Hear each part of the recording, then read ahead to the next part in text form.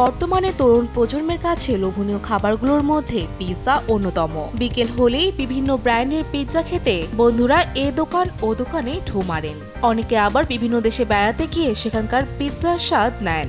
তাই বলে শুধু পিৎজা খেতে একদিনের ছুটি নিয়ে কখনো অন্য দেশে গিয়েছিলেন? শুনতে অসম্ভব হলেও এমনটাই ঘটেছে গত 24 এপ্রিল।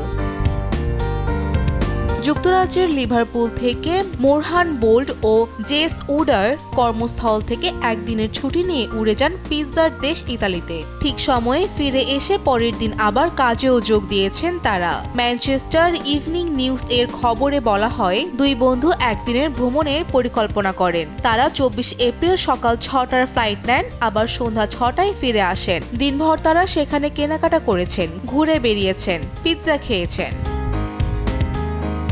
এখন সবার আগে যেই বিষয়টি মাথায় আসবে তা হলো কেমন খরচ হবে। একদিনের এই বিদেশ ভ্রমণে তাদের খরচ হয়েছে 170 পাউন্ড বাংলাদেশি টাকায়, যা 23,318 টাকা। এর মধ্যে রয়েছে উড়োজাহাজের ভাড়া, এয়ারপোর্ট পার্কিং, খাবার ও বিভিন্ন ধরনের কর্মকাণ্ড।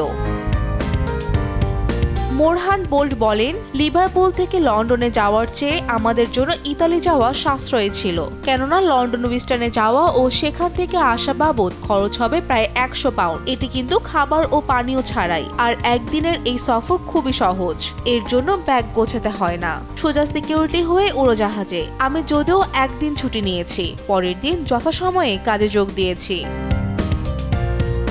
এই দুই নারী লিভারপুল থেকে ম্যানচেস্টার বিমানবন্দরে গাড়ি চালিয়ে আসেন, সেখানেই গাড়ি পার্ক করে উড়াল দেন।